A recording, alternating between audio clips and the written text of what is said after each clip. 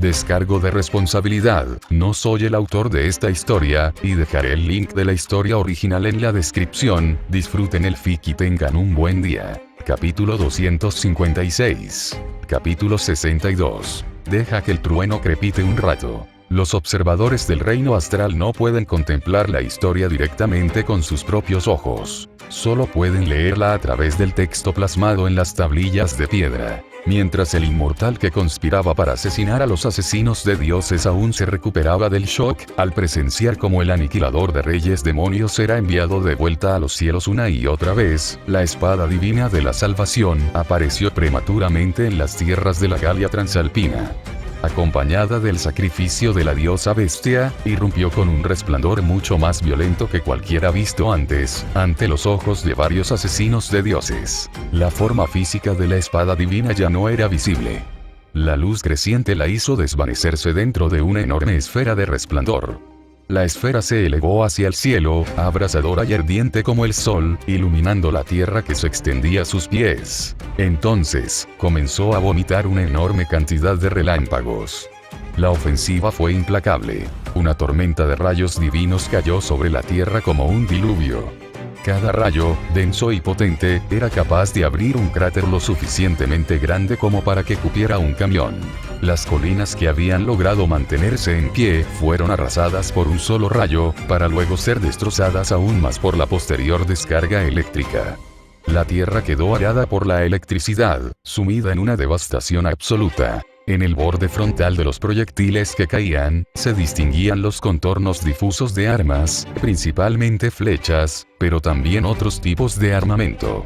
Se podían apreciar no solo las armas utilizadas por diversas tribus humanas de la Edad Media, sino incluso proyectiles y misiles de artillería modernos. Sin embargo, no había rastro del mismísimo Rey Delfín. Ikigaya estaba perplejo. Esto se desviaba por completo del plan anterior. Además, ya había notado la anomalía de ese relámpago, y ahora la sensación era aún más intuitiva. Aunque ambos eran relámpagos, no existía una correspondencia exacta cuando el relámpago producido por una autoridad chocaba con el relámpago emitido por la espada divina de la salvación. Esto era diferente a todo lo que había experimentado. Basándose en su amplia experiencia luchando contra dioses y sus propios parientes, las autoridades relacionadas con el clima y el poder divino suelen interferir y anularse mutuamente. El viento invocado por un dios del viento y el viento invocado por un asesino de dioses con una autoridad del viento, cuando se manifiestan como clima, no difieren mucho en poder ni en funcionamiento. Cuando ambos usan la misma cantidad de fuerza, generalmente no se dañan entre sí. Esta ley se cumplía para el viento y los relámpagos comunes, pero no parecía aplicarse a la espada divina de la salvación. Su trueno era simplemente superior. Ikigaya ya había intentado contrarrestar con su propio rayo, pero los resultados fueron insatisfactorios. Por ejemplo, cuando usó un rayo para interceptar un ataque divino con forma de concha. Aunque se dirigían hacia él, los dos no perecieron juntos. En cambio, el caparazón explotó en aún más puntas de flecha, lo que obligó a Ikigaya a disparar más ataques para neutralizarlas. Calculando de esta manera, era mucho menos problemático simplemente activar Godspeed y esquivar. Por supuesto, no todos optaron por esquivar la electroterapia gratuita que proporcionaba la espada. Para ser honestos, debido a que el trueno divino era tan denso e impenetrable, Ikigaya no tenía ni idea de lo que hacían los demás. Hasta que escuchó una voz en medio de la tormenta. Esto no tiene fin. Entonces me ocuparé de la raíz del problema. Cuando Godspeed está activo, los sonidos externos no solo se ralentizan, sino que también se distorsionan en tono. Sin embargo, era inconfundiblemente la voz de Domi. La evidencia era la luz de la espada. El resplandor que emanaba de Domi era incluso más penetrante que el trueno divino, lo que permitió a Ikigaya verlo a través de la lluvia de rayos. El rubio fanático de la espada cargaba contra la espada solar divina. Símbolos parpadeaban sobre su cuerpo. El cielo se llenaba de relámpagos y las armas se hacían añicos al impactar contra él, como la lluvia contra el acero. Ese era el poder de su autoridad. Poco después, Donnie llegó a la zona situada justo debajo del sol en miniatura, donde los relámpagos eran más tenues. Alzó su brazo plateado, blandió su espada de caballero y asestó un tajo. El sol en miniatura estuvo a punto de partirse en dos en un instante. La lluvia de relámpagos cesó. Sin embargo, la autoridad protectora que amparaba a Donnie también se desvaneció en el momento en que blandió su espada. Pero su acción dio fruto. En el sol partido, se reveló la espada divina de la salvación, y apareció una grieta en su hoja. Unos cuantos golpes más, y podría partirse en dos. Sin embargo, justo cuando este pensamiento cruzó por la mente de Ikigaya, la espada divina estalló una vez más en un destello cegador. Una luz intensa, acompañada de un calor extremo, lo engulló todo a su alrededor, incluido Donnie. Cuando la luz se desvaneció, la espada divina permaneció clavada en el suelo, mientras Donnie yacía a su lado, inconsciente. El cielo se despejó de nuevo. El relámpago que había estado crepitando sin cesar había desaparecido. Era como si la trama se hubiera acelerado hasta la escena postcréditos. Al mirar alrededor, no solo Aiza había desaparecido, sino que el actual cazador de dioses que montaba dragones también se había esfumado. ¿Es posible que hayan muerto fulminados así de repente? Ikigaya lo consideraba improbable. Dejando a un lado a Aiza, la historia registraba que aquel individuo que controlaba dragones solo desapareció tras luchar contra el Imperio Romano de Oriente. Se preguntó si el rey Delfín sería quien acabaría con él. Pero, aún más sorprendente, Ikigaya divisó figuras familiares en el horizonte lejano. Eran personas que, lógicamente, no deberían haber aparecido allí en esta época. Liliana Kranjikar. Ella corría hacia el centro de la explosión.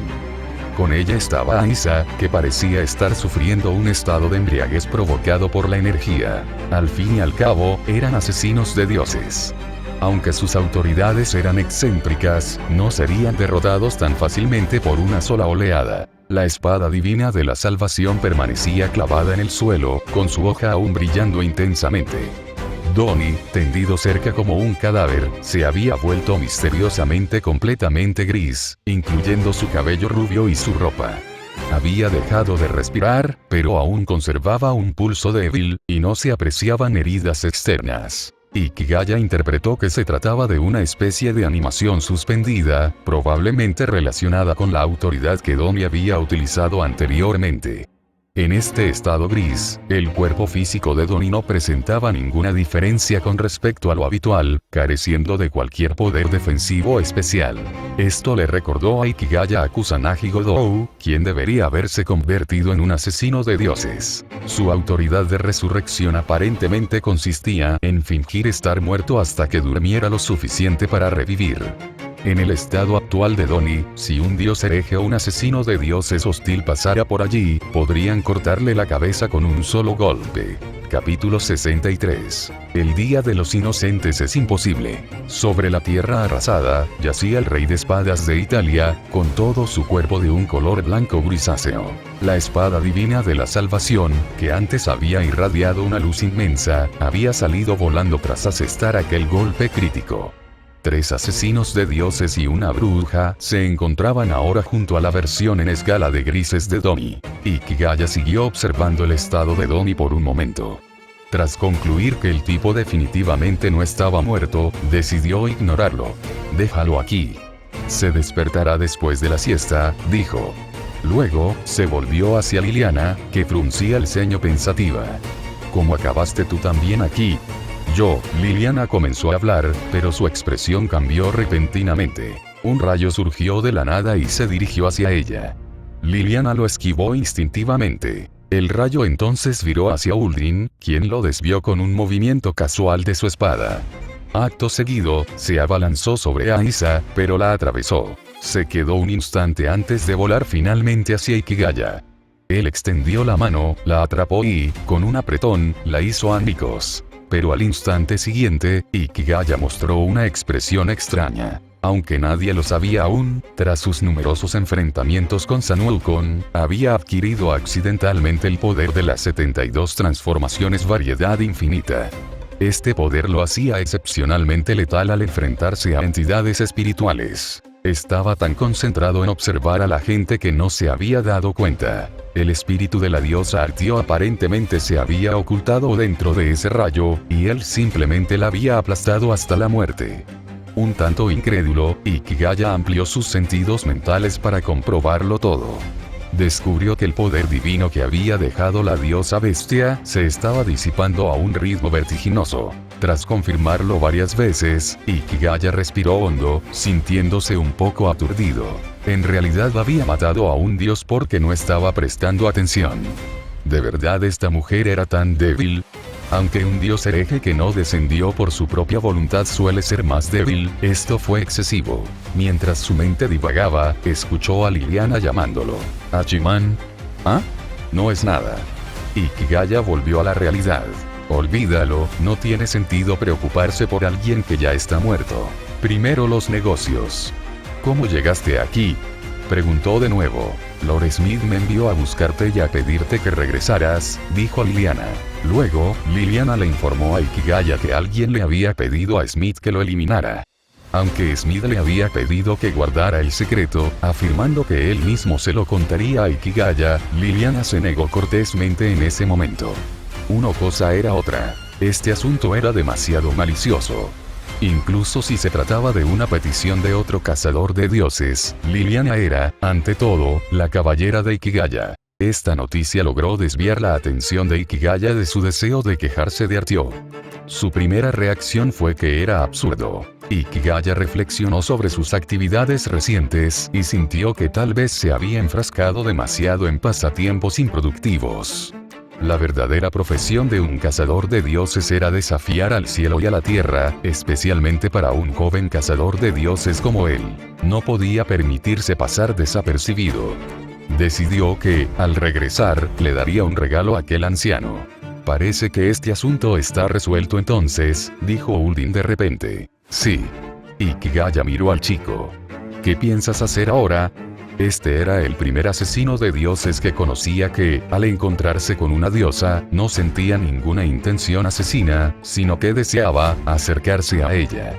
Ikigaya tenía motivos para sospechar que el primer dios que este tipo había matado debía de ser una deidad increíblemente lasciva. Ni siquiera un dios tan sucio como Dijunio había convertido a Ikigaya en alguien así. Planeo regresar y traer a los miembros de mi tribu aquí, dijo Uldin. Había decidido emigrar a la Galia. Por supuesto, no era porque las muchachas del lugar lo satisficieran, sino porque aquella tierra realmente parecía excelente. Aunque los hunos eran nómadas, los caballos podían criarse igual de bien en las llanuras, por lo que no perderían su eficacia en combate. Además, la población local podía servir como mano de obra valiosa para los hunos. Uldin estaba muy satisfecho con su plan. De acuerdo, pero será mejor que esperes a que la cosa que está en el suelo despierte y hables con él. Ikigaya tuvo una idea de repente y se lo recordó a Uldin. Después de todo, él ostenta actualmente el título de Gran Jefe. Aunque Ikigaya no podía volver a enfrentarse a sus enemigos en ese momento, aún podía vengarse de ellos. Odiaba a la gente que se creía con la razón y trataba de imponerse a los demás. Y dado que aquel hombre había contratado a un sicario, era un enemigo. La forma correcta de tratar con un enemigo era hacer precisamente lo que menos quería que hicieras. Como rama poco conocida de los pueblos germánicos, los francos se encontraban en una fase de crecimiento silencioso, aumentando rápidamente su poderío. Mientras tanto, aunque los hunos contaban con un líder como Uldin, su fuerza intrínseca iba en declive frente al auge de las tribus germánicas. Esto se evidenciaba en el hecho de que el ejército posterior de Atila incluía un gran número de miembros de estas tribus. Atila y Ramsés II eran, en realidad, personajes similares. Ambos nacieron justo cuando sus respectivos grupos étnicos estaban viviendo un último momento de gloria. Sin Doni, la migración de Uldin continuaría sin problemas, pero Ikigaya estimó que, una vez que Uldin desapareciera repentinamente, como sucedió en la historia, los hunos serían inevitablemente repelidos por los francos, y la historia volvería a su curso original. Ese curso original implicaba que los hunos quedarían relegados a un segundo plano, el Imperio Romano de Occidente quedaría fuera de escena y los germanos ocuparían el centro del escenario. Pero con Doni fue diferente. Su influencia como gran jefe era significativa. podía facilitar una verdadera integración entre los francos y los hunos. Una vez que los berserkers francos se unieran a la veloz caballería ligera una, serían mucho más formidables que el posterior imperio huno, que solo podía ganar pero jamás permitirse perder. Aunque Uldin desapareciera, una unión franco-huna que se hubiera integrado hasta cierto punto aún tendría el poder suficiente para arruinar la historia de ese periodo. Si se estropeara, Ikigaya se sentiría mucho mejor. Entonces volvería y mataría a ese viejo molesto, que seguramente estaría temblando de rabia. ¡Qué maravilloso! ¡Qué vida tan perfecta y armoniosa! Probablemente Uldin no podía adivinar los verdaderos pensamientos de Ikigaya, pero la sugerencia de Ikigaya no tenía ninguna desventaja para él. Entonces, el grupo comenzó a esperar. Sin embargo, Donnie podría haber sufrido demasiado daño esta vez. El grupo esperó un rato, solo para ver cómo su tono de piel volvía a la normalidad mientras seguía profundamente dormido. Dado que todos los presentes eran personas de cierta posición, no podían seguir esperando a que un idiota terminara su siesta. Así que Uldin hizo una sugerencia sensata. Deberían regresar primero a la ciudad. Quienes quisieran coquetear, podrían hacerlo, y quienes quisieran comer, podrían comer. La propuesta recibió aprobación unánime. Siguiendo su rutina habitual, Uldin invocó a 3 dragones voladores. Cargó a Donnie sobre su lomo. Liliana y Ikigaya cabalgaron juntas, mientras que Aiza lo hizo sola. Poco después, los 3 dragones extendieron sus alas y se elevaron hacia el cielo, en dirección a Agripina. Capítulo 64. Los días previos al regreso. El rey Delfín había abandonado el escenario, y el asesino de dioses más temerario dormía. Pensándolo así, parecía que la paz había regresado a este espacio-tiempo como si fuera posible.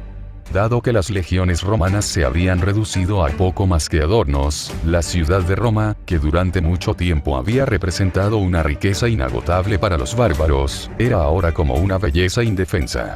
Los bárbaros reunían fuerzas, preparándose para tomarla por la fuerza. Otra edad oscura estaba a punto de cernirse sobre ellos. Aquí hubo un pequeño cambio. El gran ejército huno de Panonia ya se había reunido. Si cierto individuo imprudente no hubiera estado dormido, Uldin ya habría ordenado a los hunos marchar hacia la Galia Transalpina. Este movimiento de los hunos habría hecho que otras tribus germánicas se fijaran en estas tierras mucho antes que en la línea temporal original. Se habían encendido más chispas de guerra. Pero para los modernos asesinos de dioses que permanecían en esta era, nada de eso importaba. Todos ellos eran capaces de fundar naciones por sí solos y decidir el destino de una raza en esta época. La única cuestión era si querían hacerlo o no. Como era de esperar, deberíamos partir lo antes posible. Liliana habló con el corazón. Sin importarle cómo lo viera, quería volver a casa. Su coleta plateada estaba suelta y yacía en los brazos de Ikigaya. Ikigaya no era vegetariano. Simplemente no sentía atracción por las muchachas antiguas. Sin embargo, últimamente, como Uldin no tenía nada que hacer mientras esperaba, y porque Aiza había rechazado sus insinuaciones muchas veces seguidas, había estado saqueando sin piedad a muchachas francas justo al lado de Ikigaya.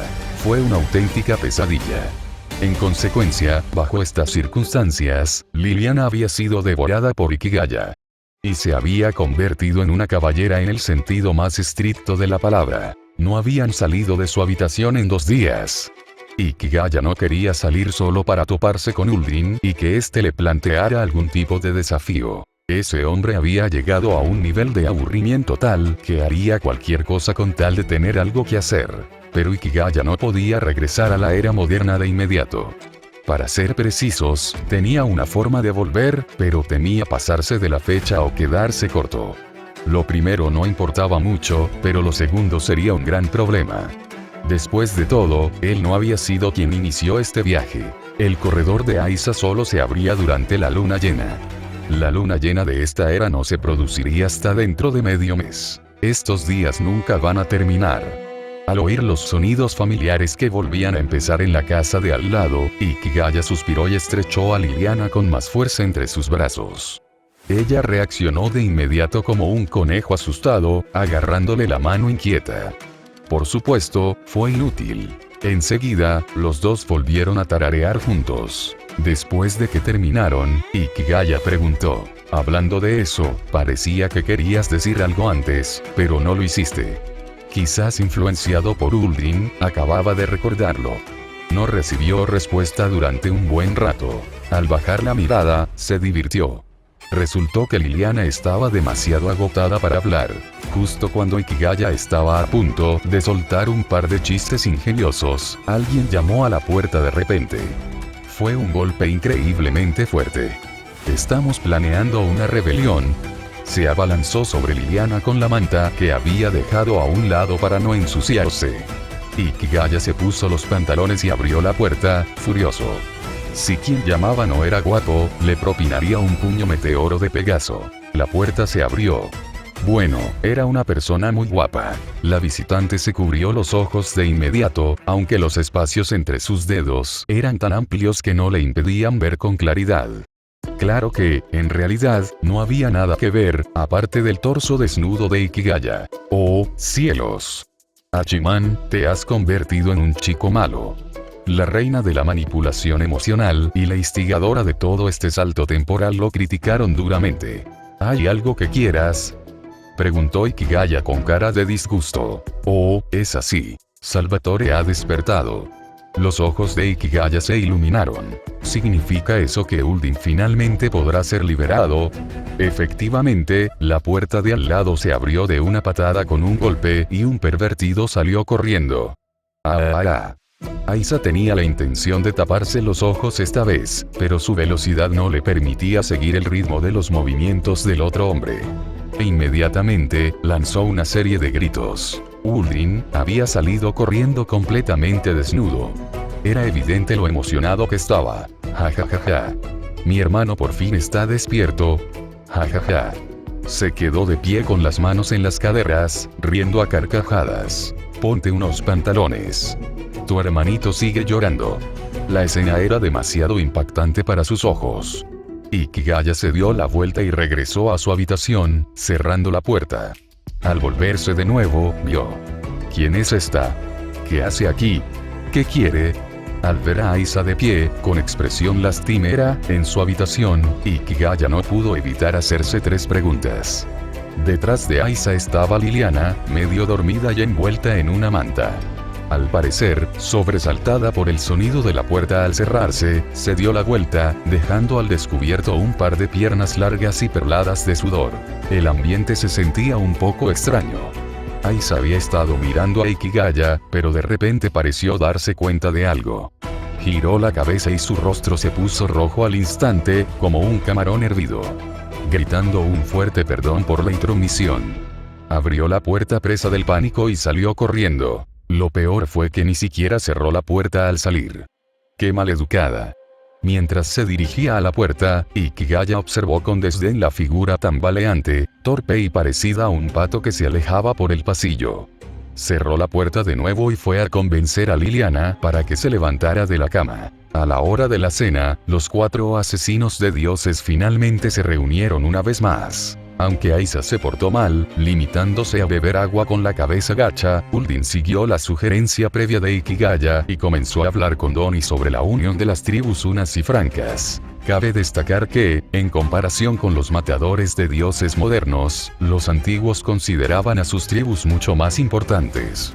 Uldin definía su estatus principal como el líder de los hunos, más que como un simple matador de dioses que los gobernaba. En la era moderna, Luo, quien originalmente era una figura ancestral, no sentía afinidad por el poder político secular, sino que consideraba a los practicantes del mundo marcial como sus compatriotas.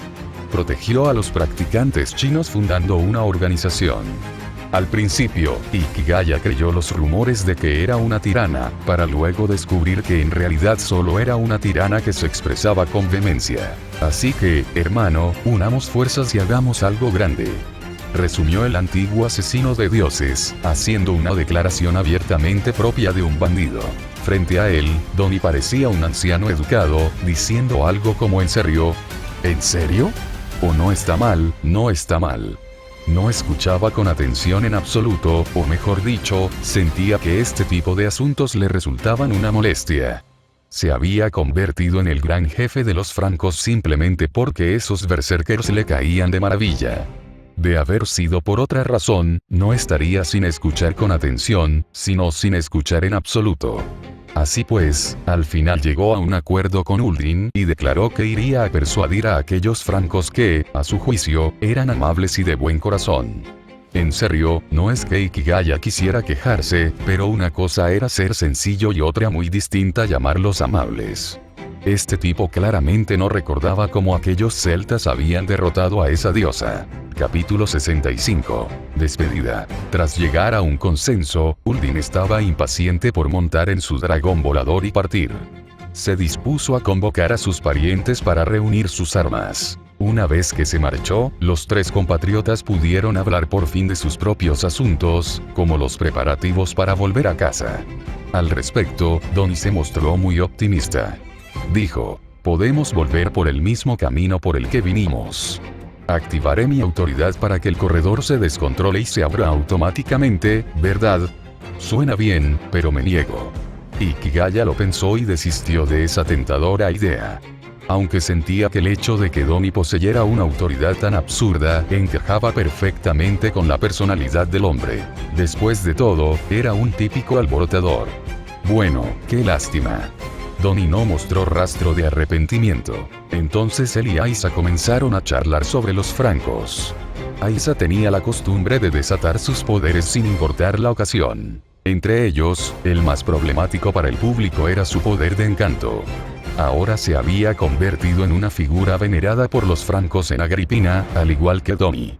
Si Donnie representaba la primera generación, ella era la segunda. De hecho, Aiza no estaba del todo de acuerdo con la sugerencia de Ikigaya de dejar que los hunos y los francos siguieran el ejemplo de Uldin y actuaran sin control. Esto se debía a que Aiza siempre había sospechado que Ikigaya tramaba algo, y siendo amante de la paz, creía que, incluso si Ikigaya no tuviera segundas intenciones, alguien como Uldin seguramente desviaría a los francos del buen camino. Sin embargo, dado que Donnie, la primera generación, estaba de acuerdo con el plan, no tenía otra opción. Quizás por ser mujer, aunque ella y Donnie eran igualmente amados por los francos, en momentos críticos que decidían el destino de las tribus, los francos claramente preferían seguir el consejo de Donnie. Su reverencia por la destreza de Donnie significó que el encanto de Aiza, por primera vez, no fuera tan efectivo, ya que el efecto de esta autoridad sobre los francos era completamente diferente al que tenía sobre los romanos. Para los romanos, la consigna era debo proteger al santo, pero para los francos, era el santo es maravilloso, salgamos y matemos a alguien a machetazos. Aiza no pudo hacer nada ante esto. Esto era precisamente lo que Ikigaya encontraba interesante. Entre los franks, no era tanto que la autoridad de encanto de Aiza fuera menos efectiva que antes, sino más bien que, debido a la naturaleza de los franks, una vez que se volvían fanáticos, las cosas tomaban rumbos extraños, haciendo que su comportamiento no se pareciera en nada a lo que Aiza deseaba. Durante este periodo, la población de Agripina siguió aumentando. La fama de la destreza de los matadores de dioses se extendía por la región de la Galia a un ritmo aún mayor, atrayendo a más francos. Dado que a Donnie no le importaba la administración y los intentos de Aiza por ayudar solo empeoraban las cosas, Ikigaya no tuvo más remedio que unirse a la administración de Agripina. Como resultado, inexplicablemente se convirtió en el líder de facto de la ciudad. No solo aumentó exponencialmente el número de sirvientas francas a su alrededor, sino que incluso figuras locales influyentes, originalmente pertenecientes al bando romano, llegaron con sus familias en busca de asilo. Demasiado perezoso para ocuparse de esas nimiedades, Ikigaya hizo un gesto grandioso y les dijo que se hicieran amigos de los francos. En cualquier caso, la historia demostraba que estas figuras influyentes aceptarían rápidamente a los francos y les ayudarían a asimilar con prontitud la herencia cultural del Imperio Romano en la región para establecer el reino franco. Dado que estaban destinados a ser amigos tarde o temprano, no importaba si ocurría un poco antes o después. Medio mes después, llegó la vanguardia del ejército huno, liderada por el propio Uldin. Sin embargo, gracias a la intervención de los tres matadores de dioses en la ciudad, no causó gran revuelo. Ante la presencia de los matadores de dioses, los líderes de los francos y los hunos celebraron una ceremonia, declarando que ambas razas avanzarían juntas. Fue precisamente esa noche cuando todos informaron a Uldin que se marcharían. Había llegado la noche de luna llena. La ubicación del corredor permaneció inalterada, todavía en el bosque donde Ikigaya llegó por primera vez, cerca de la villa de Uldin. Por supuesto, aún había tiempo, así que todos celebraron un banquete, con la participación de los líderes de ambas tribus. Los matadores de dioses, como objetos de culto compartidos, se sentaron en medio del clamor y alzaron sus copas juntos. Aunque, a excepción de Uldin, nadie estaba dispuesto a beber el vino de esta era. En resumen, la situación es inestable en todas partes. Analizaré cuidadosamente mis próximos pasos. Uldin brindó con los demás, que bebían agua, y habló de sus futuras políticas. Pero Ikigaya no le dedicó ni una palabra. Son tus mujeres las que están pensando, imbécil. Este hombre era igual que Domi. Su cabeza solo pensaba en el placer. Solo que su placer eran las mujeres, mientras que el de Domi era la lucha. Jajaja, hermano, no digas eso. ¿Acaso tú no tienes también una mujer muy buena? El rey Uno soltó una carcajada. Originalmente pensaba darte algunas de las mías. Liliana inmediatamente comenzó a mirarlo con desagrado. En realidad, mi intención original era entrenar a niños talentosos para que actuaran como mis representantes, dijo Uldin, ignorando la mirada de Liliana. Pero mis esposas me dijeron que ahora no es momento de holgazanear, así que tengo que hacerlo yo mismo. Al oír sus palabras, Ikigaya pensó de repente. ¿Podría ser que la Atila posterior surgiera de esta manera? Era muy posible, porque la historia de Atila contiene elementos de donación divina. Entendido de esta manera, quizás fue debido a la desaparición de Uldin que Atila acabó muriendo. Por cierto, hermano, ese dios de la guerra con la extraña espada grande se marchó de forma bastante decisiva. ¿Crees que volverá a aparecer pronto? Por supuesto. Eliminarnos es su deber. Teóricamente, no puede ser destruido. Incluso si fracasa, volverá a empezar. Si los dioses dirigieran una empresa, sin duda sería de las más diabólicas. Sin paga y con horas extras forzadas e infinitas. Dado que ya había despertado, a menos que eliminara a todos los asesinos de dioses presentes, era muy probable que no se limitara a fichar. Todos los demás regresaban, pero Uldin era un asesino de dioses original de este espacio-tiempo. Sin duda tendría que luchar contra el rey Delfín en el futuro. Recordarle esto seriamente a Uldin podría considerarse un último regalo de despedida. Lo sé. Prestaré especial atención cuando llegue el momento.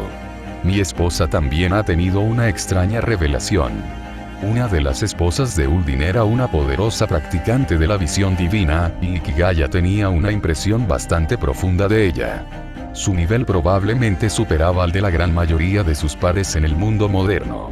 Ruska dijo que el dios de la guerra es un héroe que vaga constantemente, cuya fuerza crece sin cesar, un héroe en un viaje para aniquilar a nuestra especie. Embarcarse en un viaje para derrotar a los reyes demonio del mundo humano, adquiriendo poder durante el trayecto para cumplir la misión, este tipo de progresión, que se lee como la leyenda de un gran héroe, es sencillamente el mejor material para la mitología.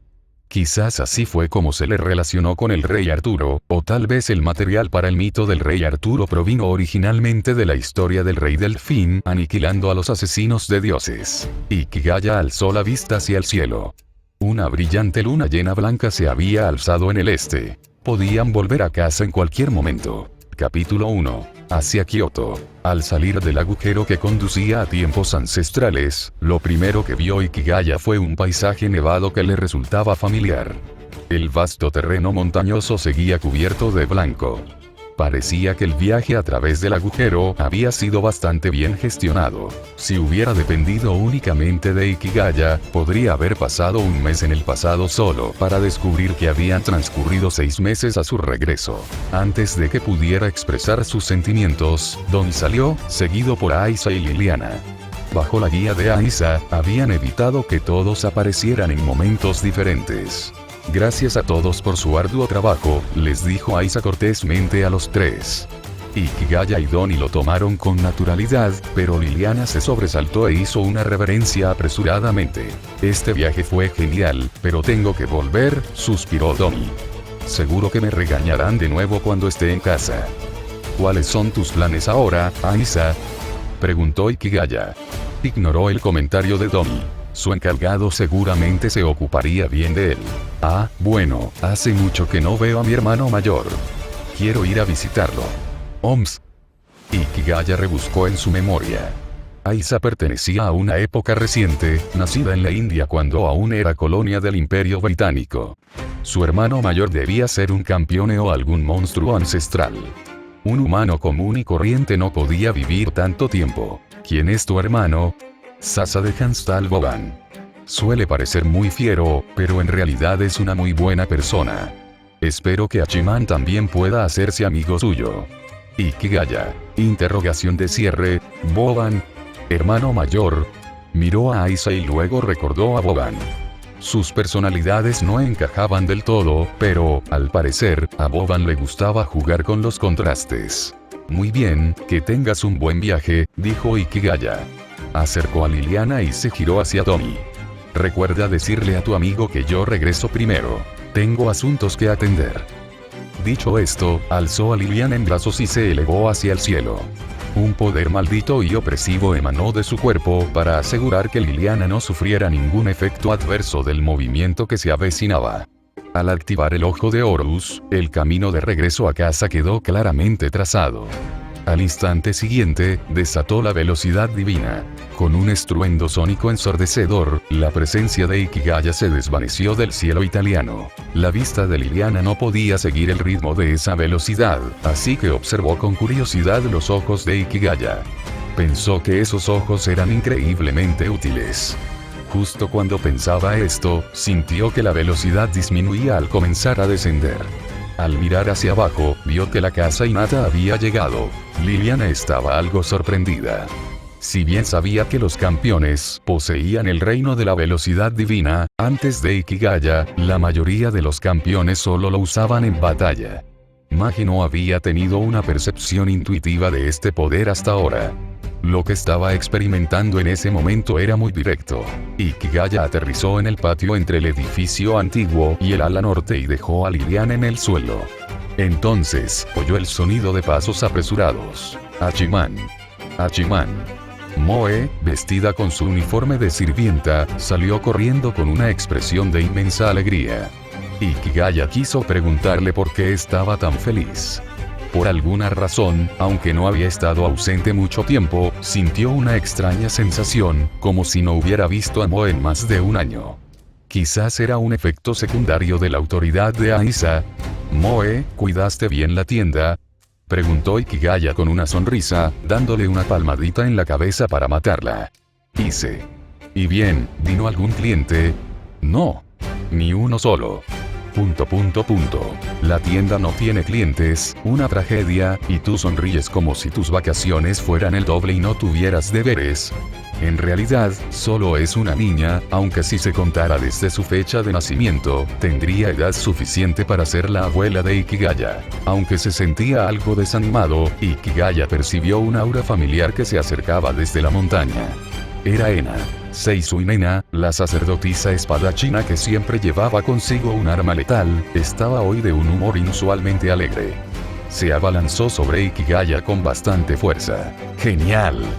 Gol. Anotación.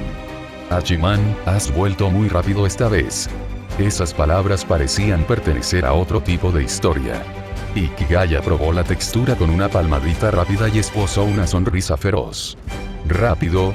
No lo creo. Liliana, que estaba cerca, echaba humo por las orejas. Después de esa broma, Ikigaya supo cuándo parar. Después de todo, había otras personas allí. Sin contar a su estúpida hermana menor que siempre se devanaba los sesos para evitar hacer la tarea, eran sus compañeras de clase. Las hermanas Yukino Sita pronto volverían con su madre, y las hermanas Marilla parecían tener la intención de volver a visitarlas también. Pero no importaba. Como dice el refrán, un solo disparo desata un campo de batalla de celos, pero la paz se encuentra bajo el fuego cruzado. Desde que regresó de Franks, Ikigaya sentía que había malgastado demasiados recursos. Decidió que no podía desperdiciar la juventud de los demás. Tenía que ser claro con las chicas. Por favor, conviértanse en mis alas, aunque solo sea un serafín inmaduro. Tomemos como ejemplo a sus dos compañeras. Claro que primero tendría que ver sus reacciones. De lo contrario, después de todo este tiempo, decir esas cosas de repente lo convertiría en un completo canalla, ¿no? La abuela quiere verte, dijo Ena, moviéndose inquieta. ¿Ah? ¿No está tu abuela aquí? Vaya, ha crecido mucho. Últimamente la abuela tiene un carácter más fuerte, bromeó Ikigaya, sonriendo como un hombre en un columpio. Lo digo en serio. Vale, ya lo entiendo. Basta de bromas. ¿Cuándo? La abuela dijo que cuanto antes mejor. Dice que la hora del demonio se acerca cada vez más. En el rostro de Ena se reflejaba cierta inquietud. Al oír esto, Ikigaya se puso un poco más serio. No creía que los monstruos representaran una gran amenaza para los humanos en la era de la paz nuclear. Unos cuantos monstruos solitarios no suponían un problema, pero si aparecían en enjambres, solo les daban a los humanos la oportunidad de aniquilarlos de golpe. Los traficantes de armas se estarían forrando. ¿Podemos irnos ya? Ena miró a Ikigaya con lástima. A Ikigaya le gustaba correr demasiado, y eso la preocupaba. En comparación, prefería que fuera del tipo que no puede mover las piernas al ver a una mujer. ¿Tan urgente? Ikigaya se sorprendió. Miró a Liliana, algo indeciso. Después de todo, Liliana acababa de hablarle de su madre biológica en esta vida. En realidad, quería tener una buena conversación al respecto. La situación es realmente urgente. La tensión en Kioto es extrema en este momento. De acuerdo. ¿Y si Liliana también viene? Aunque estaba acostumbrado a la perspectiva de un campeone, Ikigaya sabía de lo que hablaba. Liliana era una fuerza imparable en el mundo mágico. Como bruja, su letalidad contra los monstruos era muy superior a la de un mago común. No me importa. Aunque creo que sería mejor traer al zorro. ¿Zorro? ¿Quién? Ah, claro. Tamamo no Ma era un zorro, no un perro. Pobre Komachi. Sin su almohada, no sabría lo triste que estaría esta noche. Tras una breve introspección, Ikigaya aceptó encantado. Decidió que, en cuanto Komachi llegara a casa, le haría un arrebato de hermanita y se llevaría a Tamamo no Mae. Espera. Acaba de llamar la perra otra vez. Capítulo 2. La rama de Kansai, otrora grandiosa en Limage. Kioto ocupa un lugar de considerable importancia en el mundo mágico japonés. Aunque el Kioto de hoy ya no es el Kioto de antaño, ya no es el Heian-kyo que una vez dominó todo Japón, y si bien sigue siendo importante en términos de escala, ahora es simplemente una parte del área metropolitana de Osaka. Al menos, Tamamo no Mae no pudo encontrar muchos vestigios del Heian-kyo que conoció. Por ejemplo, su barrio favorito de Ukiyo ya había desaparecido mucho antes del auge de Edo. Claro que aún quedaban muchos edificios que le resultaban familiares. Ikigaya ya había estado en Kioto, y su primera experiencia no fue muy buena. Por culpa de Boban, casi termina corriendo desnudo. Boban era un buen compañero. Ikigaya no lo odiaba en absoluto, y de entre todos los campeones con los que había tratado, su relación era la mejor. Pero, buena o mala, la tendencia de Boban a querer de repente divertirse era un poco difícil de sobrellevar. Sin embargo, Boban debería estar ocupado con la visita de Aisa en este preciso instante. Pensar en eso hizo que Ikigaya se sintiera muy feliz. En su segunda visita, se encontró con su hermanastra y un compañero de clase le orinó encima. Ya no le importaba a ese compañero, pero aún tenía ganas de vivir esa experiencia. Simplemente quería un viaje turístico normal a Kioto. Estaba seguro de sí mismo. Al fin y al cabo, la abuela de Ena seguramente no lo había buscado para pelear. Como mucho, sería solo una reunión y una charla. Pan comido. Después, simplemente se divertiría. Por supuesto, la visita era la prioridad.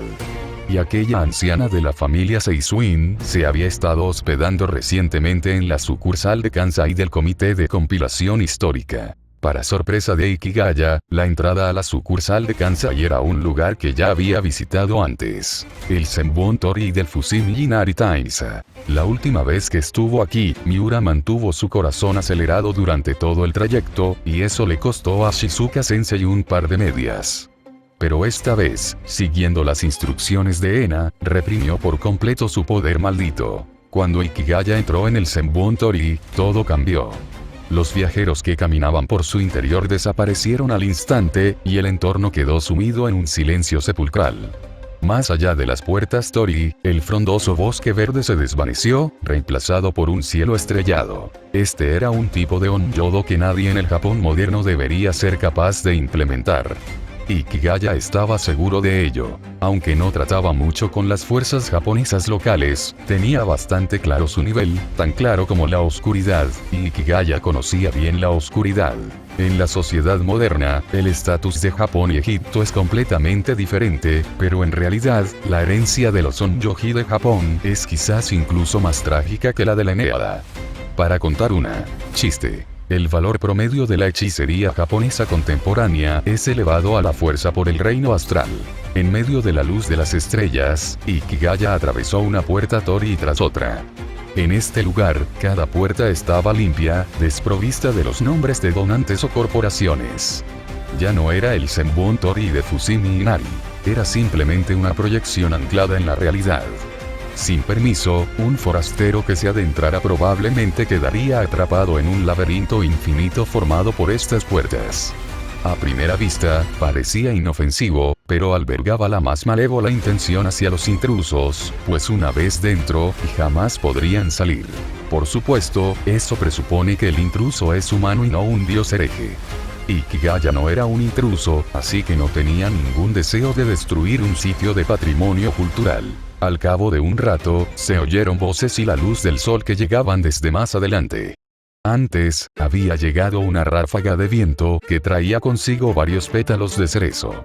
Cuando Ikigaya dio un paso al frente, la escena ante sus ojos se transformó drásticamente. Bajo sus pies se extendía un gran camino empedrado, con puertas Torii e intervalos. Cerezos en flor abundaban y antiguas mansiones se alzaban entre los árboles. En la distancia, montañas oscuras e imponentes se vislumbraban borrosas e indistintas. La sucursal de Kansai era conocida como una sucursal, pero su historia era mucho más antigua que la del Comité. Este lugar representaba 1000 años de tradición onyodo de Kansai. Los estudios japoneses sobre el onyo se originaron en el periodo Yayoi, y ya existía una clara conciencia sobre este concepto en el periodo Kofun, aunque aún era simple y vaga. En pocas palabras, no había una teoría, pero los gobernantes afirmaban que debía haberla, basándose únicamente en la persuasión física y en disparates. Cuando las maduras teorías del yin-yang de la antigua China llegaron a Japón, los conceptos japoneses, originalmente primitivos, finalmente adquirieron una base teórica y un marco filosófico. Así nació el onyodo, que alcanzó su apogeo durante el periodo Heian como la ciencia oficial de Japón. Sin embargo, a finales del periodo Heian, cuando la facción Tsuchimikado, liderada por Abe no Seimei, y la Kadoaki Ryu, liderada por Kamo no Mitsuyoshi, comenzaron a dividir el poder de onyodo, este entró en decadencia y se produjo el fin de la era de onyoji. Los buenos tiempos para los onyoji no duraron mucho. Durante el periodo Kamakura, la clase samurái ascendió y los onyoji volvieron a sufrir reveses.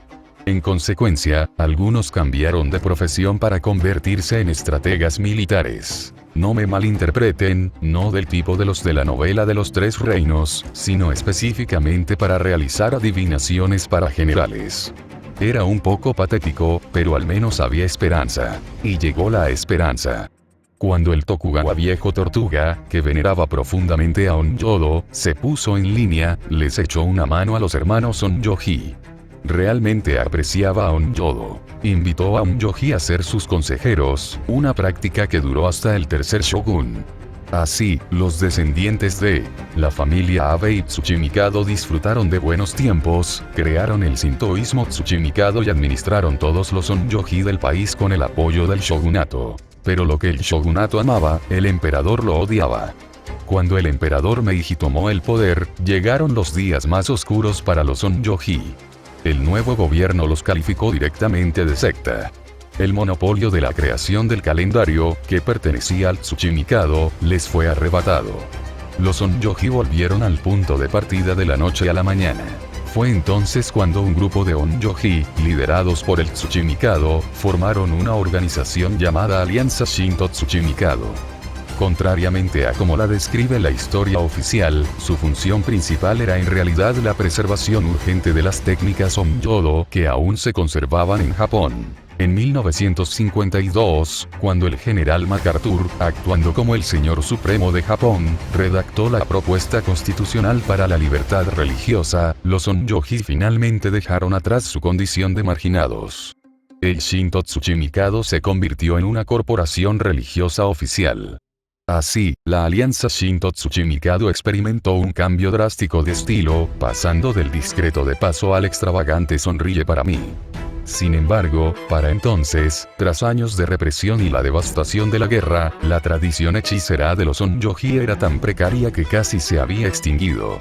No solo escaseaban los maestros, sino que ellos mismos eran increíblemente débiles.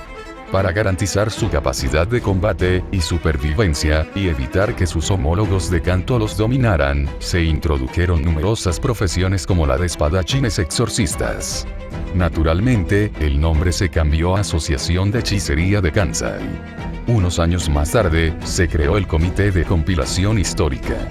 Todas las organizaciones mágicas de Japón, tanto las veteranas como las recién llegadas, se vieron obligadas a unirse. El nombre Asociación de Hechicería de Kansai, utilizado solo durante unos años, quedó en desuso y se convirtió en la actual rama de Kansai. Hasta el día de hoy, la gente de la sucursal de Kansai sigue menospreciando al comité. En resumen, mis antepasados fueron ricos. En cualquier caso, al observar su sede, Ikigaya se dio cuenta de que eran realmente extravagantes. Increíblemente ricos. Capítulo 3. Tamamo no Mae es un gran yokai. Aunque lo primero que Ikigaya vio al salir del pasaje Tori fue el mercado inmobiliario del oeste de Kansai, eso no significaba que no hubiera nadie. Al contrario, había bastante gente. En primer lugar, junto al camino empedrado, se encontraba una fila de sacerdotisas vestidas con túnicas blancas, akui, ropa interior, juban, y faldas divididas de color carmesí, y bakama. Delante de las sacerdotisas se hallaba un grupo de practicantes de Kansai, principalmente onyoji y espadachines exorcistas, con rostros iluminados por cálidas y acogedoras sonrisas. Entre ellos, una anciana llamó la atención de Ikigaya. Poseía un poder que provenía de la misma fuente que el de Ena. Era el aura única de la sangre de un ancestro divino. Detrás de Ikigaya, una ráfaga de flores de cerezo se arremolinó de repente, y Ena y Liliana aparecieron entre los pétalos. Por fin estaban todos allí. Era hora de ponerse manos a la obra. Con ese pensamiento, justo cuando Ikigaya movió los pies, las sacerdotisas de ambos lados hicieron una reverencia al unísono. La Asociación de Hechicería de Kansai da la bienvenida respetuosamente al señor Raksasa. Sus voces eran dulces y la escena bastante agradable. Al fin y al cabo, todas eran jóvenes guapas con rostros y figuras encantadoras. Sin embargo, la forma en que presentaron su organización fue un tanto sutil. Se autodenominaron la Asociación de Hechicería de Kansai delante de un extraño. ¿De verdad estaba bien eso? Justo delante de un Seisuin. Al ver la expresión de Ikigaya, Ena dijo con impotencia a su lado: siempre han sido así. Esa es tu abuela la que está delante, ¿verdad? No va a perder los estribos. En realidad, ella creció aquí. Así que, vosotros, los Seisuin, sois agentes encubiertos enviados para infiltraros en Kanto, ¿verdad? Así es como os infiltráis. Os habéis convertido en los jefes. Así no funcionan las cosas, ¿verdad? Se quejó Ikigaya. Tu trabajo encubierto es prácticamente una hazaña imposible. Teniendo en cuenta que el comité funcionaba mediante un sistema consultivo entre las 4 grandes familias, y siendo yo una de esas familias, decir que los Seisuin eran los jefes del comité no parecía técnicamente incorrecto. ¿Qué quieres decir con encubierto? Nuestras 4 familias simplemente tienen más voz, replicó Ena, aunque no pudo evitar reírse. Probablemente se sentía avergonzada tratando de inventar una excusa, ya que le había contado a Ikigaya muchísimas cosas sobre el comité y todo el círculo de hechicería japonesa. Él lo sabía todo al dedillo. La composición de los hechiceros japoneses era un caos. El sintoísmo, por sí solo, podía interpretarse de 100 maneras diferentes. Después de todo, es una nación de 8 millones de dioses, e incluso los propios japoneses. Desconozco cuántas sectas de cultivo sintoísta existen. La rama budista fue otro grupo numeroso, que se originó con la protección zen de la nación en el periodo Kamakura. Históricamente, mantuvieron una relación ambivalente con el sintoísmo que duró muchos años. También estaban los espadachines exorcistas, que fueron extremadamente prominentes durante el periodo Sengoku. Una espada en mano, estilo a mi elección. Además de ellos, existía un número considerable de ninjas. ¿Crees que eso es todo? Ni mucho menos. Había muchos otros que no eran convencionales, como Alpha Yakashi, que no realizaban trabajos humanos propiamente dichos. Pero el caos no era el principal problema para los hechiceros japoneses. Tras la restauración Meiji, Japón se convirtió en una potencia mundial, y los hechiceros aprovecharon el creciente estatus del país para desarrollarse. Sin embargo, al igual que el ejército y la armada japoneses modernos se enfrentaban constantemente, los distintos grupos de hechiceros mantenían una relación amistosa en la que discutían sobre física, violencia, al encontrarse. No fue sino hasta después de la rendición incondicional de Japón, cuando los magos occidentales entraron en Japón en gran número para reclamar tierras, que estas personas se asentaron gradualmente. Finalmente, las principales organizaciones contuvieron la respiración y formaron una gran alianza, estableciendo el Comité de Compilación Histórica, logrando así defender su territorio. Las 4 grandes familias que ostentaban el verdadero poder representaban a distintos grupos o regiones.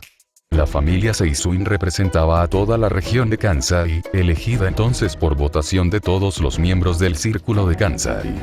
Dado que el clan Seisuin no solo contaba con espadachines exorcistas, sino que también poseía la profesión especial de Hime-miko, sacerdotisa princesa del santuario, capaz de interactuar con el sintoísmo, el Onmyodo e incluso el budismo, todos consideraban en privado que los Seisuin eran una buena opción neutral. Sin embargo, los Seisuin dominaron la votación, lo que enfureció a quienes solo pretendían dividir los votos de sus oponentes. En aún recordaba lo mucho que Ikigaya se rió cuando ella le contó esa historia por primera vez. Después, los dos tuvieron una animada sesión juntos. Ahora, sin embargo, presentó formalmente a aquellos lugareños de Kansai que habían venido a saludarlo. Hachiman, este es el presidente Konoe. La primera persona que presentó fue un hombre de mediana edad con gafas.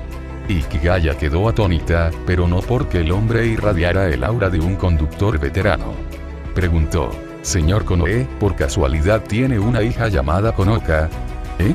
¿El señor Ikigaya conoce a mi hija?» «Yo no. Pero tiene una tutora excepcionalmente joven». «Eso no lo hace. Mi hija no ha ido a la escuela fuera de casa». «Vale, parece que no se trata de la misma persona que en Nejima. Es simplemente alguien con el mismo nombre». Bien. De lo contrario, la ambientación se habría desmoronado demasiado. Los sistemas de magia son completamente diferentes. Sin embargo, el hecho de que el líder del bando de Kansai no se llamara Tsuchimikado le resultó algo inesperado. Al fin y al cabo, según lo que sabía, la familia Tsuchimikado en este mundo era un apellido Onmyoji de gran prestigio. Sin embargo, el tío que tenía delante, el veterano conductor, también iba vestido como un Onmyoji. Hachiman conoce a Konoka. Ena, por otro lado, miró a Ikigaya con recelo, sin creerle en absoluto su afirmación de no la conozco.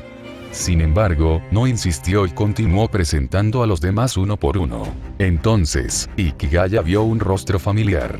La madre de la espadachín de bola de papel, aquella que perdía el control con facilidad, sospechosa de ser una de las amantes de su propio padre, Motoko Aoyama. «¿Cuánto tiempo sin verte, Hachiman?» Motoko Aoyama sonrió y asintió a Ikigaya. Ya fuera una alucinación de Ikigaya o no, él sentía que Motoko Aoyama actuaba como una persona mayor, con una extraña vibra de «mi compañero lo ha hecho también, yo solo estoy aquí para dar un paseo, que les vaya bien a todos». No puedo darle tantas vueltas a esto. Hablando de eso, ¿dónde estaba la espada china de las bolas de papel?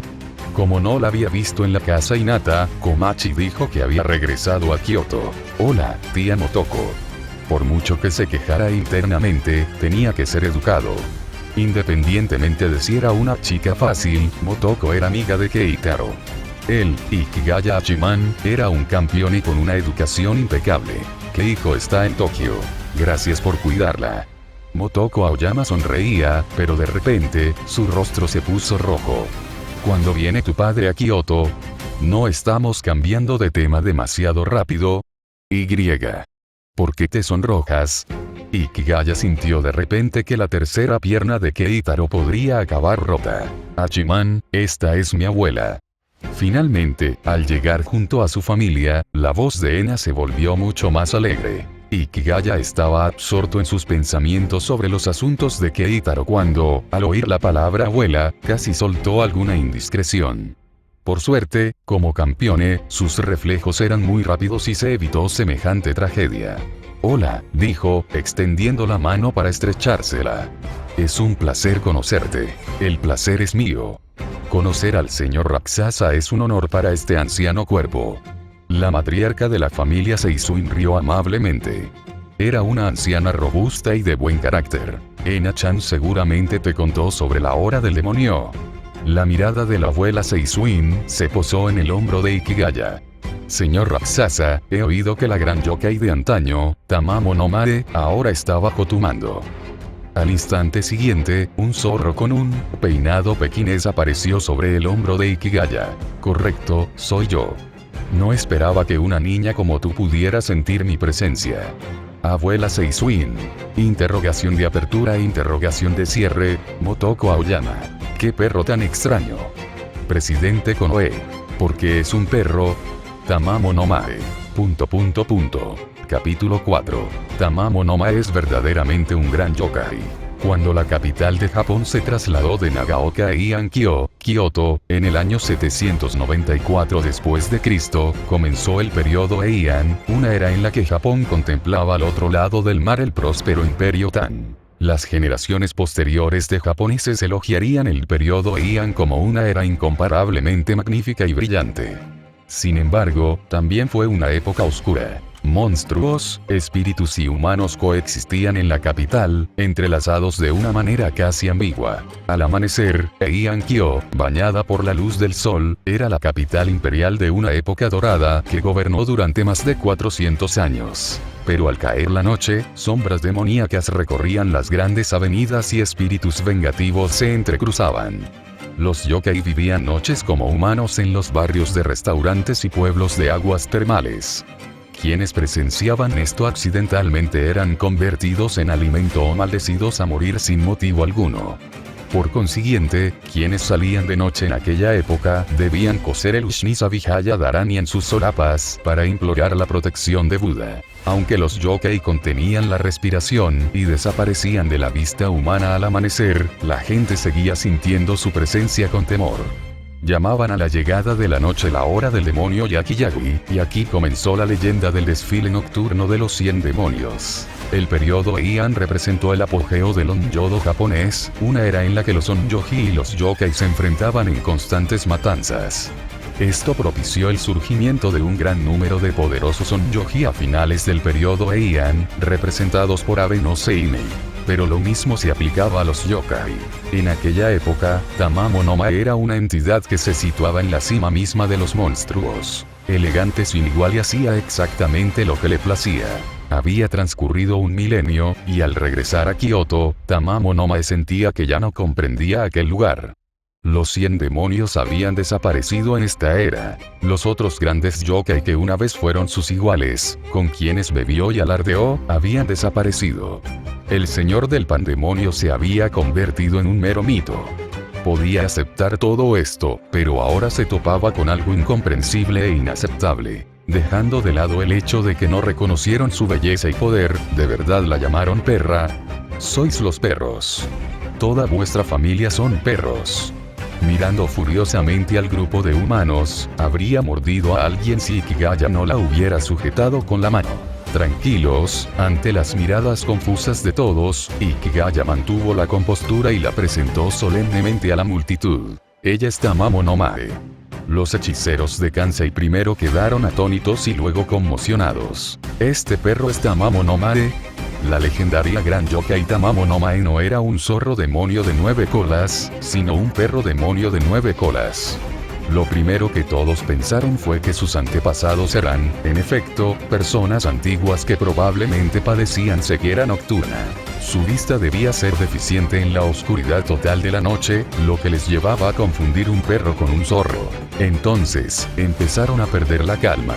¿Y qué si era un demonio perro? Debería ser un demonio perro. Desde tiempos inmemoriales, ¿acaso esas criaturas mágicas con poderosa energía espiritual no han aparecido en forma de caninos? Todos crecieron escuchando historias de Inugami, dioses perro, y demonios perro. Aunque los Onyoji habían perdido hacía mucho tiempo la capacidad de poseer un Inugami como espíritu guardián, y mucho menos un demonio perro formado por una reacción adversa, jamás habían visto uno. Pero eso no les impidió conocer el poder de estos monstruos legendarios. Ahora por fin habían visto al verdadero, y no a cualquier demonio perro, sino al antiguo señor del pandemonio de Iankyo. Y ahora era subordinada del rey Raksasa. ¡Qué maravilloso! Señorita Tamamo no Mae, bienvenida de nuevo a Kioto, decía la multitud haciendo una reverencia una tras otra. Sin embargo, Tamamo no Mae descubrió con astucia que estas personas parecían seguir pensando que ella era un monstruo perro. Todos ustedes creen que soy un perro, ¿verdad? ¿Verdad? Estaba furiosa. La habían confundido con un demonio canino. La multitud no dijo nada, pero sus expresiones lo decían todo. Ikigaya sentía que aquello era un verdadero pecado. Lógicamente, debía aclarar las cosas con Tamamo no Mae para salvar su reputación. Pero la apariencia actual de Tamamo no Mae era demasiado engañosa. Incluso Ikigaya la confundiría con una cachorrita si no tuviera cuidado. Señor Raksasa, señora Tamamo no Mae, les pedimos disculpas por nuestra descortesía. Se ha preparado un excelente vino y comida en el salón principal. Esperamos que no les falte de nada. La abuela Seizun dio un paso al frente y extendió la invitación. Estaba segura de que, si esto continuaba, Tamamo no Mae perdería los estribos. Desde el principio no la había considerado una Inugami. Al fin y al cabo, había visto a otros dioses Inari. Aunque no eran poderosos, compartían el mismo tipo de aura que Tamamo no Mae. Y no era la única presente que había visto a un dios Inari. Creía que esas personas pronto se darían cuenta de la verdad.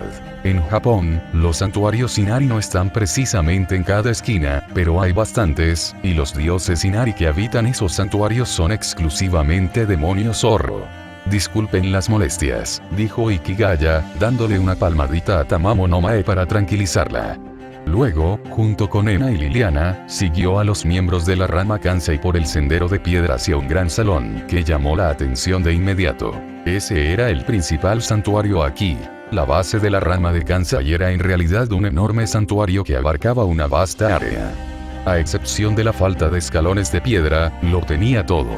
Puertas Tori, senderos de acceso, pilas de purificación, chosuya, faroles, un escenario Kagura, estantes Ema, leones guardianes, Komainu, una sala de culto, Aiden, una cerca sagrada, Mizugaki, y el santuario principal, Onden. Este estilo sintoísta tan extendido representaba el punto más problemático para los Onyoji. La hechicería japonesa tenía su origen en el Onyodo, y este se había integrado al sintoísmo desde hacía mucho tiempo. Sin embargo, el gobierno Meiji separó por la fuerza a los Onyoji del sintoísmo y los prohibió rotundamente.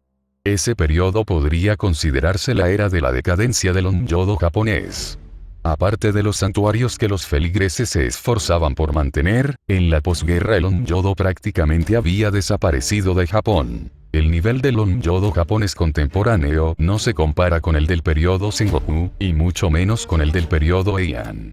En última instancia, el poder sobrenatural es un subproducto de la cultura, y el desarrollo de la cultura siempre está directamente influenciado por la política de poder. Con estas reflexiones, Ikigaya entró en una gran sala del santuario principal que podía servir de capilla. Era muy espaciosa y luminosa. Desde el presidente hasta el último miembro, todos los integrantes principales de la rama de Kansai estaban sentados. Otros custodiaban el exterior del salón. Las sacerdotisas que habían actuado como anfitrionas junto a las puertas Tori ahora hacían de música, tocando y bailando a un lado. Cuando Ikigaya se sentó, algunas sacerdotisas se dispusieron a servirle té y agua, pero Ena y Liliana se sentaron a su izquierda y derecha, y las sacerdotisas se retiraron sin decir palabra. Ena preparó personalmente una taza de té para Ikigaya. Ikigaya se quitó a Tamamo no Mae del hombro. La criatura seguía resoplando de rabia. Está bien, no te enfades, Ikigaya le dio una palmadita en la cabeza. Vuelve a tu forma humana. Cuando vean cómo eres, ya no pensarán esas tonterías. Tamamo no Mae pensó que esto tenía sentido. Al instante siguiente, su cola de zorro se dividió en 9, y un poder maldito, majestuoso y arrollador, estalló, casi derribando a los hechiceros de Kansai.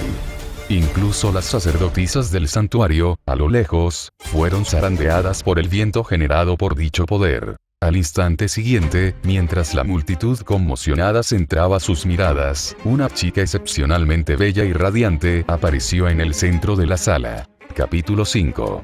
Los zorros son realmente muy peligrosos. Incluso en la tierra de los 8 millones de dioses, no es fácil para un yokai convertir su propia historia en un mito. Entre ellos, aquellos que se convierten en leyendas no como un grupo colectivo, sino como individuos únicos, son aún más raros. La zorra demonio de 9 colas, Tamamo no Mae, quien en la mitología llevó la ruina a familias y naciones, es una de las principales representantes. En obras como la biografía ilustrada de las mujeres malvadas de los 3 reinos del periodo Edo y los registros de Tamamo no Mae en los 3 reinos, se la aclama como el yokai más grande de los 3 reinos, China, India, Japón. Se la sitúa junto a Shuten Doji, el yokai nativo japonés que también causó gran caos y pánico generalizado, y el gran Tengu manifestado por el emperador Sutoku, como uno de los 3 yokai más malvados de Japón. Se rumorea que sus 9 colas poseen poderes sobre el rayo, el fuego, el viento, los terremotos, las inundaciones, la invocación de los muertos y la creación de pequeños espíritus de zorro. Cada cola representa un alma. A menos que todas sean cortadas simultáneamente, pueden regenerarse. Comparada con Shuten Doji y el Gran Tengu, la popularidad de Tamamo no Mae es incomparable. Si Shuten Doji y el Gran Tengu solo inspiraban temor, Tamamo no Mae cosechaba admiración gracias a su belleza y erudición. Además, en obras posteriores, a menudo se la confunde con otras deidades japonesas con forma de zorro, como el dios Inari Kusunoa. Luego está la famosa Seso Seki, piedra asesina. Si bien todo el mundo en el mundo mundano la conoce, e incluso algunos templos señalan una roca específica afirmando que es la piedra, cualquiera en el mundo de la hechicería japonesa con un mínimo de tradición sabe que eso es una completa tontería. En la historia real, Tamamo no Mae era la reina indiscutible de la noche en Heian-kyo. El emperador gobernaba el día, ella, la noche. Un ejército de 80.000 hombres persiguiéndola. Imposible. Quien la obligó a abandonar Heian-kyo no fue Abe no Seimei, sino su propio aburrimiento. Curiosamente, tras su partida, otro demonio zorro ocupó su lugar para seguir gobernando las noches de la capital. Muchas historias modernas sobre Tamamo no Mae se originan en esta segunda zorra. Algunos rumores incluso sugieren que esta zorra era la madre de Abe no Seimei, el espíritu zorro Kusunoa. Otros la llaman Agoromo Kitsune. Nada de eso importa ahora. Lo que importa es que Tamamo no Mae es una gran existencia en la cima de la raza de los zorros japoneses. Un demonio, pero que se acerca al estatus de un dios. En ese momento, frente al incomparable y grandioso yokai que se había manifestado justo delante de ellos, la multitud casi dejó de respirar. La muchacha, de cabello plateado y ojos rojos, estaba de pie frente a ellos, con el cabello peinado en una trenza de cola de pez koi. Tenía orejas triangulares de zorro y vestía una mezcla de seda blanca y roja. Un nudo ritual de tesoro descansaba sobre su pecho, y una falda blanca suave de varias capas estaba atada a su cintura. Calzaba zuecos ligeros de satén blanco, y 9 colas de pelaje plateado se balanceaban tras ella. Al mirar su rostro, una forma ovalada de incomparable belleza y espíritu extraordinario, sus ojos rojos estaban húmedos y brillantes, añadiendo un toque de encanto demoníaco. Su cabello, ojos, nariz, boca, cuello. Cada movimiento de su cuerpo se entrelazaba en una melodía completa y armoniosa. Su pecho, casi agresivamente alto, su esbelta cintura que cabía en una sola mano, y las firmes curvas de abajo dejaron sin aliento a todos los presentes, hombres y mujeres por igual. ¡Qué yokai tan magnífico! En el instante en que vieron a Tamamo no Mae, la multitud sintió que sus preocupaciones se desvanecían como polvo arrastrado por una brisa fresca. En ese momento, sintieron que la belleza ideal debía ser así. Con una nariz recta pero ligeramente convexa, esos ojos grandes, largas pestañas negras y esa mirada conmovedora. Al mirarla, era inevitable sentir el deseo de decirle algo sumamente agradable, sincero y tan hermoso como ella misma. Una leve tristeza se apoderó de sus corazones, una sensación difusa y borrosa, como un sueño. Sintieron un extraño remordimiento, como si hubieran perdido lo más importante de sus vidas. Justo enfrente de la multitud, detrás de Tamamo no Mae, Ikigaya esperó pacientemente durante 10 o 20 minutos. No fue hasta que vio que sus miradas se volvían cada vez más perdidas, parecían las de compañeros de piso que habían estado jugando videojuegos toda la noche y se negaban a dormir, sentados en sus camas fumando, que perdió la paciencia. Despierta. Golpeó el suelo de madera. Recupérate. Sobresaltados, los presentes reaccionaron. La primera reacción de muchos onjoji fue cerrar los ojos con fuerza para calmar sus corazones acelerados. ¡Qué yokai tan aterrador! No se dejen engañar por lo patéticos que se ven estos onjoji en comparación con sus ancestros. Aún ocupan puestos de alto rango en la sociedad japonesa, respetados y venerados por comerciantes y políticos adinerados. ¿Qué tipo de opulencia no habían presenciado? Altas, bajas, voluptuosas, esbeltas, de piernas largas, gigantes con rostro de bebé. Si existía en esta sociedad, lo habían visto. Para decirlo sin rodeos, algunos estaban tan hastiados que apenas sentían ganas de tocar a una mujer. Sin embargo, fueron derrotados instantáneamente por Tamamo no Mae. Lo más vergonzoso fue que Tamamo no Mae no había hecho absolutamente nada. Mírenla. Incluso después de transformarse, seguía furiosa. Si no fuera por la presencia del rey Raksasa, probablemente habría dado un paso al frente y los habría derrotado a todos. Aunque para algunos, eso habría sido bastante placentero. En resumen, se comportaron como unos novatos. Toda su experiencia se fue al traste. ¡Qué vergüenza! Como era de esperar de Lady Tamamo no Mae, se lamentó la abuela Seisuin, ofreciendo un poco de dignidad a sus conciudadanos, que en ese momento intentaban esconder la cabeza entre sus piernas. Era una mujer, una anciana, e incluso ella apenas había podido mantenerse firme. La belleza de Tamamo no Mae había trascendido los límites de la mera apariencia física. Era un asalto a el alma. Por lo tanto, aquellos onjoji que se habían enfrentado a ella en el pasado, fueran fuertes o no, definitivamente no eran personas normales. ¿Cómo podría una persona normal siquiera atreverse a ponerle una mano encima? Tan solo pensarlo era inconcebible. Tras la construcción del puente por la abuela Seisuin, los hombres de la sucursal de Kansai la imitaron rápidamente. Sus palabras no eran más que un torrente de elogios, cuyo tema central era: no es que no haya visto suficiente del mundo, es solo que hoy me he dado cuenta de que hasta ahora he vivido en un páramo. Con la mentalidad de por qué un hombre debería complicarle la vida a otro, Ikigaya presenció sus esfuerzos por salvar los últimos vestigios de su dignidad. Entonces, sintió que alguien le tocaba la cintura. Verdaderamente una persona audaz y malvada, que intenta semejante indecencia a plena luz del día. ¿Qué es esto? Ikigaya miró confundido a sus dos alas, que en ese momento lo observaban con escrutinio y sospecha. Hachiman, ¿de verdad vives con una criatura tan peligrosa?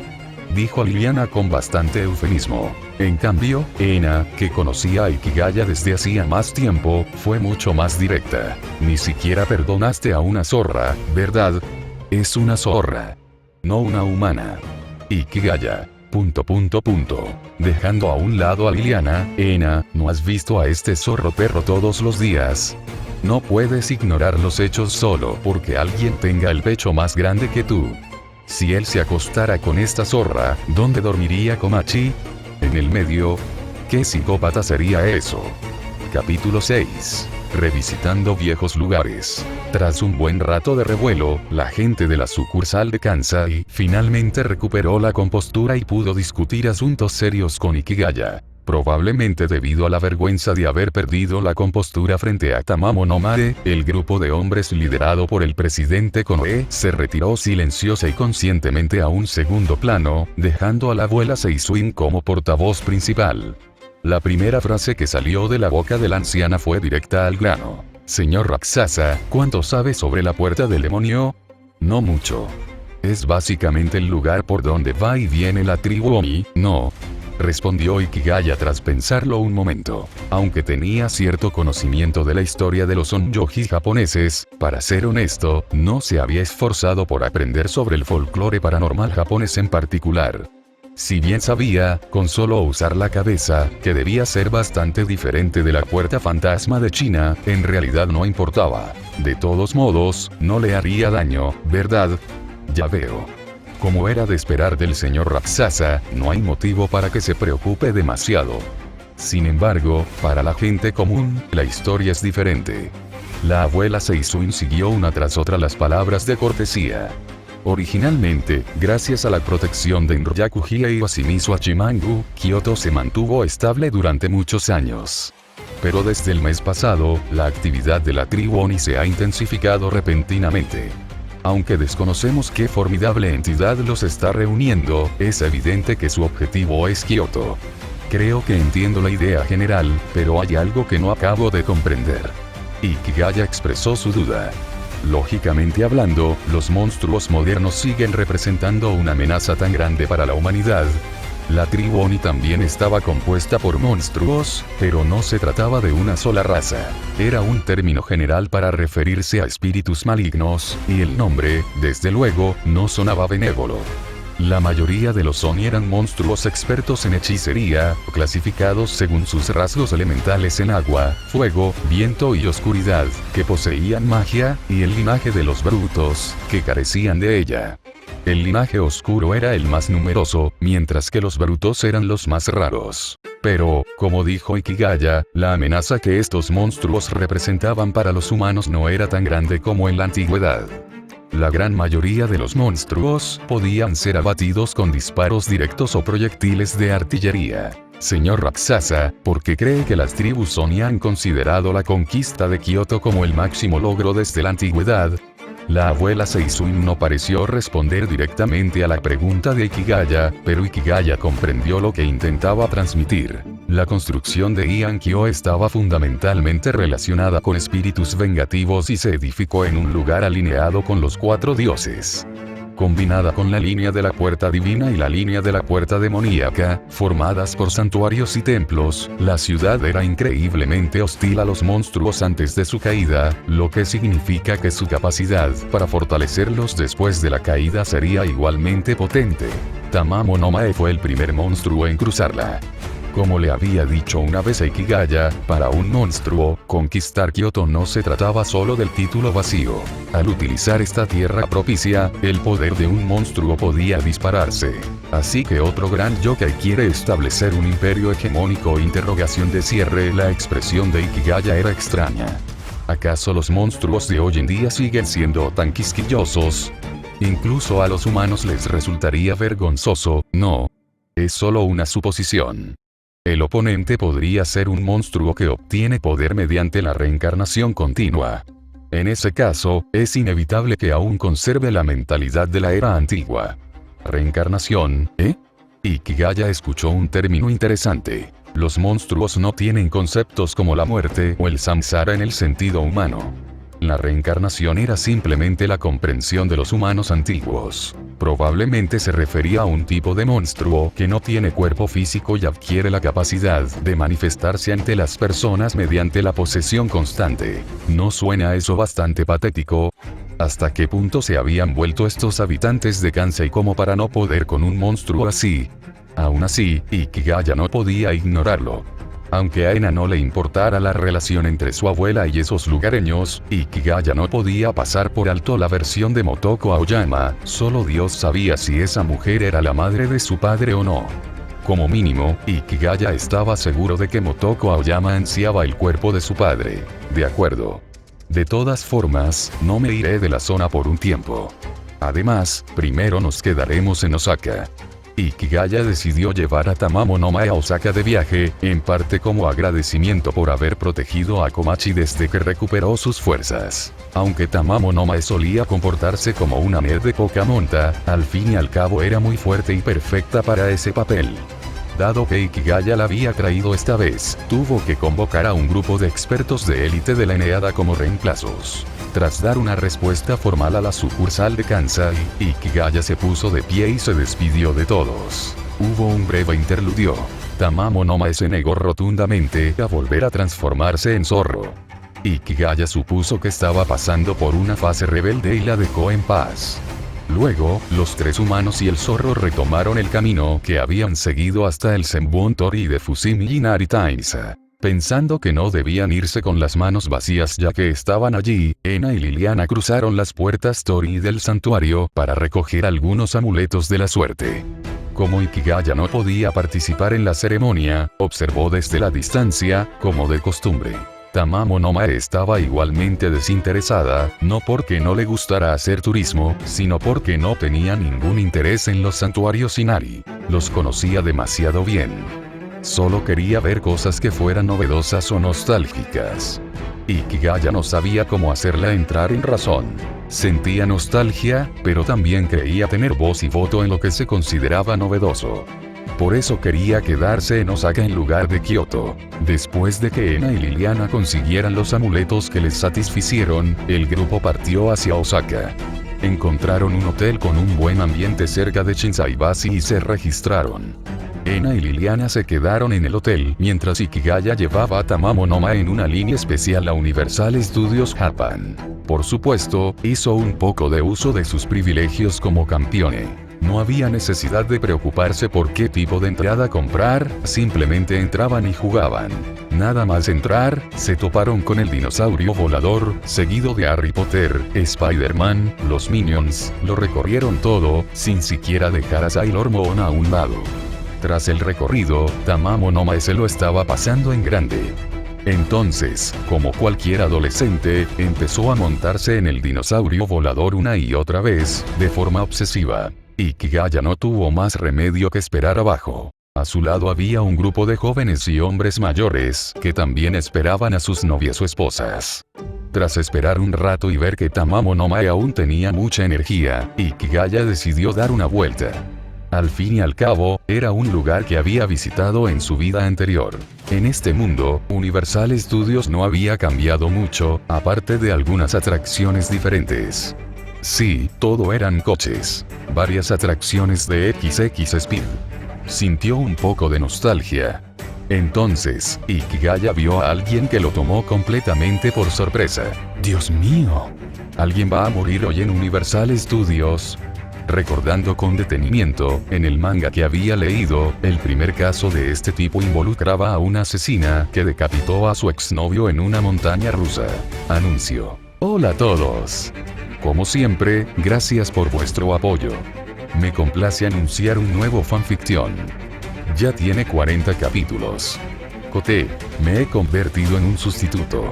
Mikage Touji transmigró al mundo de Classroom of the Elite sin explicación alguna y entró en la clase 1. Bueno, al menos tiene un poder genial, aunque un poco débil por ahora. Hasta que Ayanokuji Atsuomi le preguntó, ¿eres tú? Refiriéndose a una foto de Kiyotaka. ¿Cómo podría yo ser ese tipo tan sombrío ahí dentro? Deja de poner excusas inútiles, Kiyotaka. ¿Acaso pensaste que cambiando tu nombre y sometiéndote a una cirugía plástica podrías escapar de mi control? Tu documentación de inscripción es completamente falsa. Nadie puede probar que alguna vez exististe. Además, el momento de tu aparición coincide exactamente con el lugar y la fecha de la desaparición de Ayano-kun Kiyotaka. Y sigues diciendo que no eres Ayano-kun Kiyotaka. PFFT, resulta que cuando la gente se queda verdaderamente sin palabras, así que se ríe. Si lo que buscas es problemas, sal por la puerta y dirígete a la izquierda para encontrar una comisaría. Y otra cosa, Mikage Toji extendió las manos con impotencia. ¿A quién buscas es Ayano-kun Kiyotaka? ¿Qué tiene eso que ver conmigo, Mikage Toji? Harem, no Ayano-kun Sakayanagi Arisu en la clase D. Lo recomiendo mucho aunque no tenga Aikigaya XD, es muy divertido y las primeras chicas no son las típicas, spoiler. Morishita Ai, Yamamura Miki Shirai Shizuka. Puedes seguir leyendo y apoyarme en buimeacofe.com/varietlocoffee eduriting.